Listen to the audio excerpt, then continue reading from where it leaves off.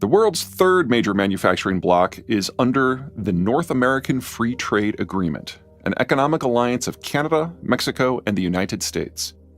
The NAFTA system is utterly unlike its competitors. There is far and away a dominant player, the United States, of course, but that player is also the most technologically advanced.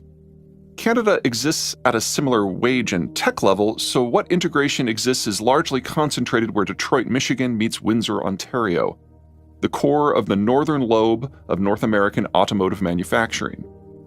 The single bridge connecting the two cities carries more cargo traffic by value than America's total trade with all but its top 3 trading partners.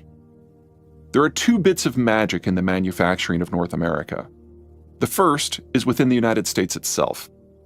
America is a big place. In terms of flattish, usable land, it is easily twice the size of either Europe or China, both of which have vast swaths of nigh useless territories that are mountainous or desert or tundra. Both have built up about as large a population as they can manage, while the Americans could easily double their population and still have loads of spare land, which is precisely what's likely to happen by the end of the 21st century. America may not have the wage variation that exists throughout Asia and to a lesser degree in Europe, but it more than makes up for it with geographic variation. Different parts of the United States have wildly different costs for food, electricity, petroleum products, and land. Each region has its own unique characteristics. Cascadia is known for its left-wing politics, hefty regulation, unionized environment, but most importantly, sky-high urban land costs. Seattle sits on an isthmus, while Portland is squashed between highlands. Both boast traffic as epic as their property prices. The only saving grace from a cost point of view is the region's cheap electricity. Hooray, hydropower. The only play the Pacific Northwest has in the world of manufacturing is to move upmarket and provide the highest value add possible. This is the land of Boeing and Microsoft. The American Northeast is tight. High land costs, high labor costs, overloaded infrastructure, high regulatory barriers, heavily unionized, densely populated cities, nearly zero green space to be had. Most manufacturing has long since decamped the region, leaving behind a weird bifurcation. First are the legacy corporations that date back nearly to the country's industrialization, such as GE, Raytheon, and Thermo Fisher Scientific. None produce all that much locally, but corporate headquarters and intensive design work both call Massachusetts home. Second, what stuff is still built here has been shaped by ever-rising costs for siting, labor, and regulatory compliance. It is a merger of industry and brain work. Biomedical, system controls, scientific instruments, aeronautical and navigational devices, electrical systems, and the design, final assembly, and refurbishment of a variety of aerospace, maritime, and naval hardware. Above all, the Northeast is where the training takes place for the brain work that drives all American manufacturing everywhere. After all, the Northeast is home to Yale, Harvard, and that most hallowed hall of nerds, the Massachusetts Institute of Technology. The Front Range, where I hang my hat these days, and the Arizona Sun Corridor are a world apart. Land is dirt cheap. Regulations are for the bonfire. But there just aren't all that many people, and the cities are certainly not close together. The combined population of the two zones' urban corridors isn't much more than 10 million, and the drive from Colorado Springs, the southern extreme of the very extended Denver metro, to Albuquerque is a cool 4 hours.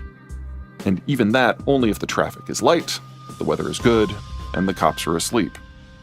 Between very limited economies of scale and high in-region transport costs, standard manufacturing supply chains are almost out of the question. The solution? Tech servicing and all-in-one manufacturing hubs that don't heavily integrate with the rest of the country unless it makes sense for the product to be flown. This is the corner of America getting into high-end semiconductor fabrication of the Japanese and Taiwanese style. The Gulf Coast is Energy Alley. Petroleum and natural gas are both produced and processed there. The shale revolution has so deluged the region in vast volumes of low-cost, high-quality hydrocarbons that the region is busy expanding its industrial plant to make not just intermediate products like propylene and methanol, but increasingly down-market products like safety glass, diapers, tires, nylon, plastics, and fertilizer. The biggest problem? Siting can be a bit of a bitch. Big refineries need maritime access and lots of space. Still, this region lucks out in two ways. First, the Texas coast sports an extensive chain of barrier islands that provide it with more shielded port potential than all of Asia. And the lower Mississippi in southern Louisiana isn't even remotely shabby either. Second, most American petrochemical facilities were built with lots of standoff distance. Working with large volumes of oil and natural gas at high temperatures can be dangerous work. At least some of that empty space can be converted and is being converted into yet more industrial capacity. A region that consistently surprises to the upside is the American Piedmont. Sub-average educational system, semi-rugged terrain that both increases transport and land costs while limiting opportunities for integration and economies of scale. Limited options for river transport. Doesn't feel like the South should be very successful. But the locals more than make up for the shortcomings with oppressively felonious levels of charm. Rather than wait for investors to come to them, Southerners venture out to potential investors the world over, typically bringing with them their delegation's combined body weight in bourbon to smooth over any cultural barriers. Fun fact: when hard-drinking American Southerners meet with equally hard-drinking Koreans, the result is one of those irresistible force, immovable object contests. Once the Southerners inebriate, land an investor, they then set to work back home to create the perfect customized business environment. Infrastructure is expanded, the workforce is exquisitely tailored not just for the investor's business, but for specific jobs. Tax laws are changed. And the Southerners do what they do best: make outsiders feel like they're part of the family. Embarrassingly little American investment drives the South. But foreign investment? Everywhere. The American South has become a playground for Germany's VW and Mercedes-Benz, Japan's Honda, Mazda, Nissan, and Toyota, Korea's Hyundai and Kia, and Sweden's Volvo. Even persnickety Airbus has facilities in Charleston, South Carolina, and Mobile, Alabama. Florida. You go to Florida for the beaches, Disney World, and retirement, not to manufacture stuff. And we're walking. The Great Lakes region was once known as America's Steel Belt. A bit of canal work in the mid-1800s connected the Northeast to the Great Lakes and Greater Mississippi, making this region the greatest integrated manufacturing zone on the planet. For a time. During the Great Depression, the Americans adopted something known as the Jones Act, which forced any cargo shipped between any two American ports to use only vessels that were American-built, owned, captained, and crewed. That, put conservatively, increased the cost of water transport in the United States by a factor of 5. What made this region special and successful withered. Add in international competition during the globalization age, and the region has since been reimagined as the Rust Belt, despite arguably having the nation's best educational system. Manufacturing still exists, of course. Illinois is home to none other than John Deere, with the bulk of the continent's large farm equipment even today manufactured in the Midwest. Detroit is no slouch, but neither is it the region's norm. Instead of mass volume, heavily integrated systems, most players are on the small side, heavy into highly technical custom work and often supplying specialty parts to Texas. The Texas Triangle comprises the cities of Houston, Dallas-Fort Worth, Austin, and San Antonio. From a manufacturing point of view, the Triangle has it all. Cheap food, cheap power, cheap land, no income tax, minimal corporate tax, hilariously light regulations. And that won't change. Hell, the Texas legislature only meets once every other year for only 35 days, and legislators are constitutionally barred from even considering legislation for the first half of that time window. American manufacturers of all types have flocked to the region. The single biggest subsector is automotive, but that oversimplifies a dizzying variety and dynamism. Austin operationalizes Silicon Valley's ideas. Dallas-Fort Worth leverages its banking center to turn Austin's brain work into mass manufacturing. San Antonio mixes lower cost than even the Texas average with the tech of Austin to blow out anything that can be put on an assembly line. But the real star of the Texas game is Houston. It plays with Austin in tech, and Dallas-Fort Worth in automation, and San Antonio with mass manufacture, and it is a financial capital, and it is America's energy hub, and it is in the Gulf Coast region, and it is America's biggest port by value, and it is really good at moving around big chunks of metal. The machine work the Germans are so good in, Houston comes in a solid second place globally. No wonder Houston is the country's second largest concentration for Fortune 500 headquarters. Most of America's regions would do very well flying solo, but they do not need to. Add in the country's broad-scale road and rail system for transporting intermediate products, and in many ways the American manufacturing system has more variety than even Asia, even without its northern and southern neighbors. This brings us to the second bit of magic in NAFTA manufacturing. America does have a neighbor that complements its system, Mexico. The wage differential between the American and the Mexican average is approximately 6-1, less than Asia's split, but bigger than Europe's. That doesn't tell the entire story, however.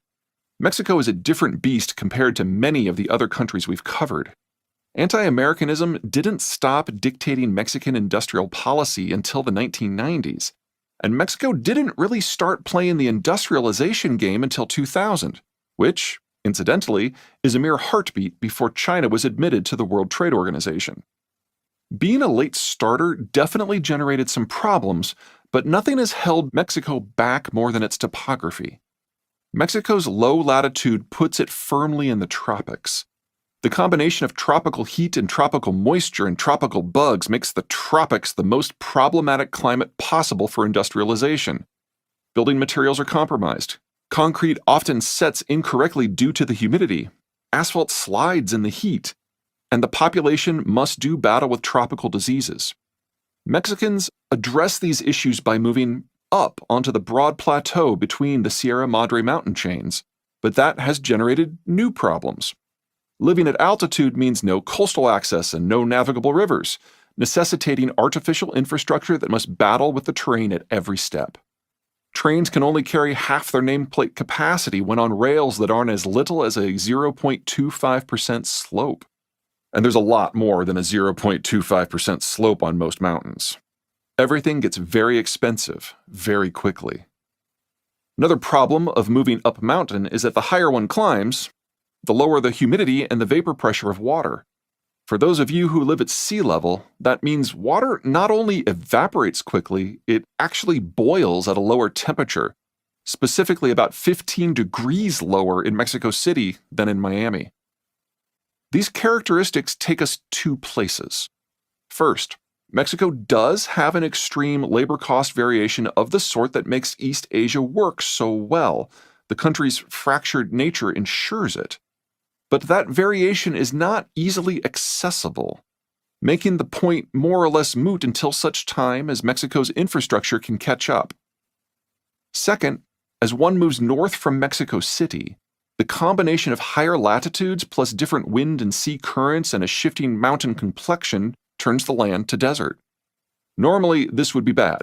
Rainfall is so low that very little non-irrigated agriculture occurs in northern Mexico at all. That means cities are on their own. There are no hinterlands to draw tomorrow's population from. But that, in turn, creates an interesting political and economic dynamic. When cities are, in essence, oases, the normal evolution is for a single person or small group of people to assert control over just about everything. If infrastructure or industrial plant needs to be built, someone has to pay for it, and whoever does the paying likes to keep control over it. If the city isn't surrounded by a belt of forest or farms, there really isn't anywhere for rebels to hide. That makes the Mexican system, particularly the northern Mexican cities, fairly oligarchic. Normally, oligarchic systems are neither wealthy nor dynamic because the bosses keep the cash to themselves. In the case of northern Mexico, however, these jefes are hard up on the US border and serve as gateways to the world's largest industrial and consumer market. That changes the math. Northern Mexican business people still integrate with one another, at least within their own shared metro region, but it is far more important for them to plug into an American supply chain, particularly the wealthy Texas Triangle supply system.